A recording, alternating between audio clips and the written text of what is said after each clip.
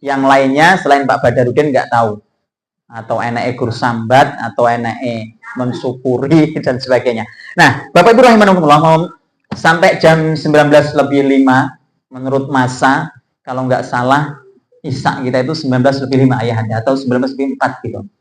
Nah, ada hal yang ingin saya sampaikan melengkapi ibroh tadi, yaitu Quran surah At-Tahrim ayat 6. Allah Subhanahu wa taala telah berfirman, a'udzubillahi minasyaitonirrajim, ya ayyuhalladzina amanu qu anfusakum wa ahlikum naro wa quduhan nas wal hijarah. Sampai di sini, yang artinya Allah Subhanahu wa taala berfirman, hai orang-orang yang beriman, ku anfusakum, jagalah diri kalian, wa ahlikum, dan keluarga kalian, dari apa? Dari naron, dari neraka. Wa quduhan nas wal hijarah, yang bahan bakar neraka itu mau adalah annas wal hijarah, yaitu menungso dan batu.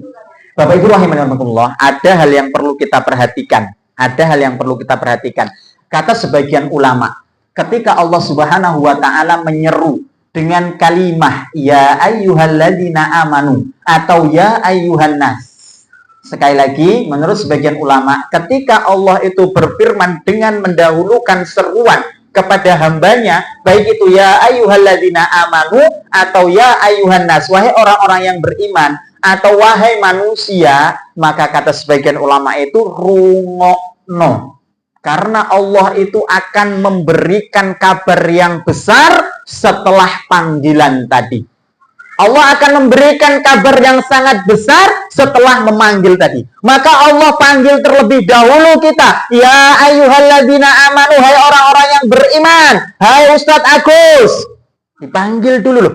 Ya kan aslinya ngono toh Bu. Kita kan merasa bahwa diri kita beriman kepada Allah. Ya? Betul Bu? Merasa beriman nggak sih Bu? Wah, beriman orang jenengan. Berarti kalau merasa beriman, kita beriman, yakin kepada Allah, yakin akan bertemu dengannya, akan ada hisab, akan ada apa meneh Bu? Yaumul apa Bu? Mizan, hisab, mahsyar. Kita yakin seperti itu. Berarti kita orang yang beriman. Ketika kita beriman, berarti kita lah yang disuruh oleh Allah Subhanahu wa taala di ayat ini. Berarti ayat ini untuk kita. Untuk kita, bukan untuk orang lain. Maka kita diseru, wahai Ustadz Agus, tapi kalau nek Gusti Allah yang nyambute kan orang Ustadz Agus. Wahai Agus, wahai Sahid, insinyur, nah gitu kan. Orang yang insinyur dipanggil insinyur juga. Jeneng sing terbaik yang diberikan orang tuanya bersama dengan binnya nanti kan di akhirat gitu. Nah, kita dipanggil, hai orang-orang yang beriman, dengarkan Bu, kita sedang dipanggil oleh Allah Subhanahu wa taala. Dipanggil. Nah, kalau dipanggil itu kan biasanya Bu. Ustadz Agus, dalem, mesti perhatian. Maksud perhatian itu mesti kan mesti dipanggil ke enek opo, pemenang sih manggil misalnya Ayahanda Kunis.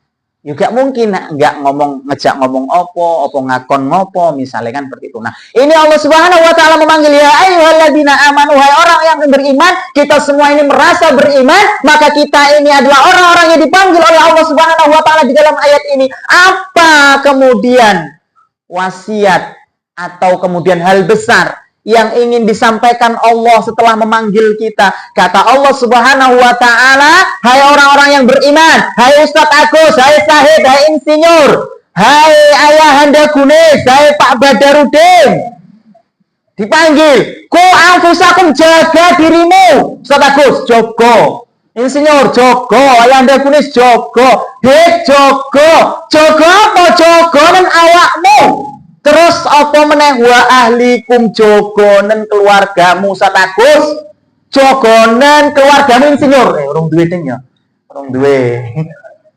Jogo Ayahanda Kunis, keluarga. Jogo hei keluargamu. Kon jogo dari apa? Ini perintah Allah. Jaga dirimu dan keluargamu dari api neraka. Bu, perhatikan Bu. Ini Allah sedang dawuh kalih jenengan, kalih kita. Ini langsung Bu. Kenapa langsung maksudnya? Karena kalimatnya Allah menyuruh orang yang beriman dan kita merasa bahwa diri kita ini mendapatkan panggilan atas iman. Kita beriman, kalau kita tidak beriman, kita tidak akan jengking sholat neng kono mau buka. Kalau kita tidak beriman, kita tidak akan hadir di sini. Maka ini tanda keimanan kita memakmurkan masjid tadi. Maka kita diseru. Apa kemudian seruan Allah? Apa perintah Allah? Apa amaran Allah Subhanahu wa taala? Disuruh menjaga diri-diri kita ini dan keluarga kita. Dari apa? Dari nar. Nah, ini peringatan Allah gitu loh, Bu. Allah mengingatkan kepada Sahid, Insinyur, Ustadz Agus, kabeh sing hadir ning kene agar menjaga dirinya dan keluarganya dari api neraka. Apa gorono tok terusan? Lho, Bu, lanjutane Allah ki ngeden-ngedeni, Bu. Ngeden-ngedeni piye? Ngeden dari neraka mungkin Allah ngeden-ngedeni waquduhan nas wal hijarah, memberitahukan bahan bakar neraka kuwi kowe. Lah kok kowe? Ya kan menungso to kowe. Dhewe menungso to. Bahan bakar api neraka itu kowe, kita. Nek kita tidak bisa menjaga dari api neraka tadi, maka kita adalah bahan bakar neraka kalau kita tidak mampu menyelamatkan diri darinya. Waquduhan nas wal hijarah, bahan bakar neraka itu adalah manusia dan batu. Bapak Ibu rahimani wa rahimakumullah. Ada pendapat dari ulama. Ibnu Katsir dalam hal ini mengatakan seperti ini, Bapak Ibu rahimani wa rahimakumullah.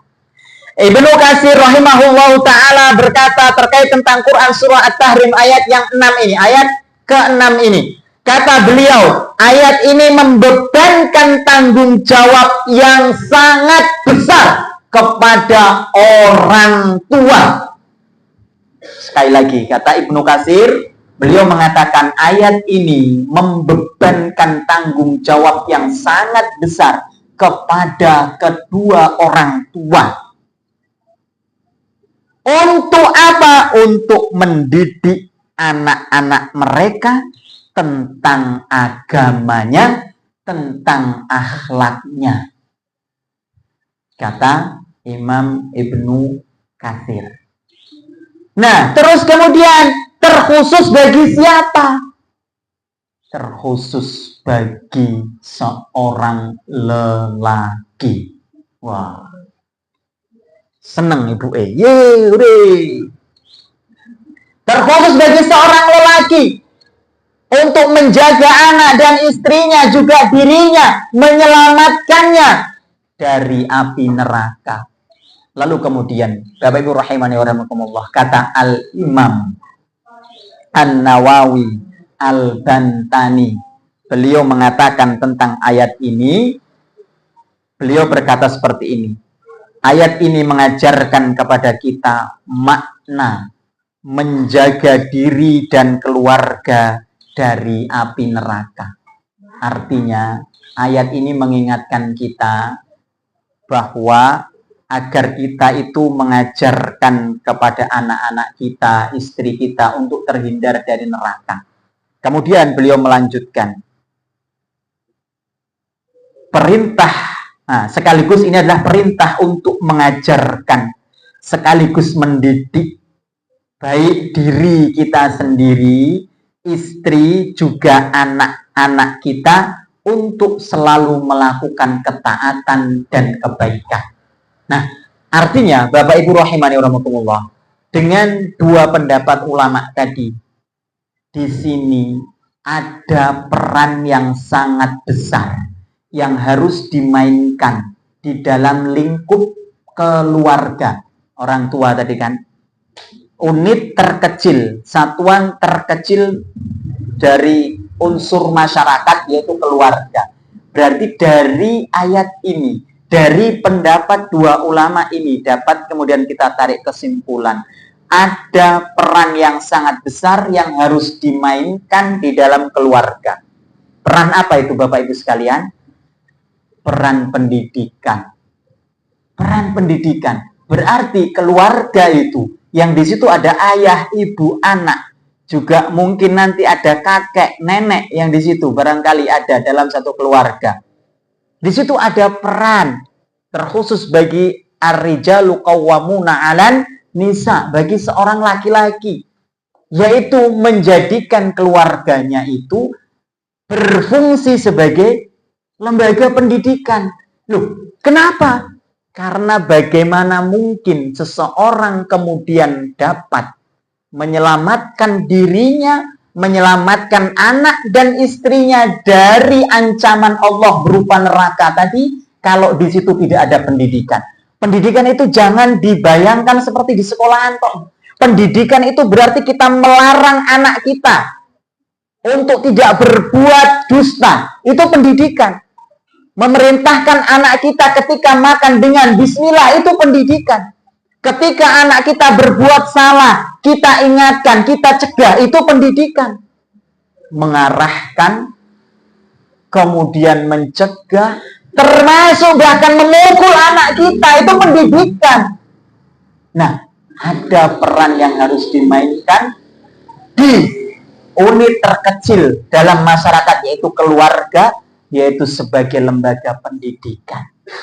Ketika ini tidak dimainkan, bagaimana kemudian kita mampu menyelamatkan anak-anak kita, istri kita, dan diri kita dari api neraka? Artinya, ketika dalam rumah kita ada kemaksiatan yang dilakukan oleh istri, misal istri tidak menggunakan jilbab, mohon maaf misalnya, keluar sak geleme misalnya, terus kemudian kita tidak mencegahnya, berarti tidak ada peran keluarga sebagai lembaga pendidikan di situ. Berarti ancaman Allah semakin dekat di situ. Kenapa? Karena istri kita melanggar perintahnya Allah. Dan kita sebagai pemegang tampuk kekuasaan di rumah tangga kita nggak mau mengingatkan. Misalnya. Berarti itu sama-sama mendekatkan diri kepada ancaman Allah neraka. Maka inilah kemudian Bu, jangan kemudian berpikir lembaga pendidikan itu sifatnya yang formal, sekolahan, pondok, dan sebagainya. Tapi ingat Bu, unit terkecil dalam masyarakat yang bernama keluarga memiliki fungsi yang sangat besar, yaitu sebagai lembaga pendidikan yang justru ini terkadang anak-anak itu sangat terkesan dengan pendidikan pertama. Benar. Kita diingatkan, kita diajak sholat. Nah, itu pendidikan. Anak-anak kita ajari. Yang laki-laki, yuk kita upayakan, kita ajak sholat, nggak dibiarkan. Subuh yo adem-adem yo anak itu wis 7 tahun, 8 tahun, kemudian 10 tahun, 12 tahun. Yo diajak sholat, ora gur bapak edok sing neng masjid. Enggak malah mesake anakku, kok nak adem wudu subuh. Lah kok kaya ngono. Lah engko nek bandel jenengan kepiye? Jenengan arep mlebu surga dhewe. Jenengan delalah masuk surga. Delalah anak jenengan sing mbok tokne wae ora mbok perhatikan, gak mbok didik kuwi mau, terus kemudian mlebu neraka. Iso ngadu karo Gusti Allah, kok sik ya Allah. Lah aku ki lho gak tau diajari bapakku lho salat, aku ditokne bae. Diadili pun jenengan nek memang ternyata ngono, jenengan yo iso kejerat ya. Nah, maka bagaimana kemudian menyelamatkan diri kita dan keluarga kita dari api neraka? Berarti ada unsur pendidikan yang harus kita terapkan dalam keluarga kita. Jangan berpikir pendidikan yang macam-macam, harus ada kurikulum, harus ada macam-macam seperti di pendidikan modern, pendidikan di pondok, pendidikan di sekolah formal. Tidak. Tapi upaya kita mengajak anak kita sholat, ngajari alif ba ta, mengajaknya untuk berkerudung, ngajari istri kita untuk menutup aurat, itu bagian daripada pendidikan yang harus kita lakukan, yang dengan itu nanti akan menyelamatkan kita semua dari api neraka. Malah jam itu lebih songo. Ini yang bisa saya sampaikan, insyaallah akan kita sambung di pertemuan yang akan datang biiznillah ta'ala.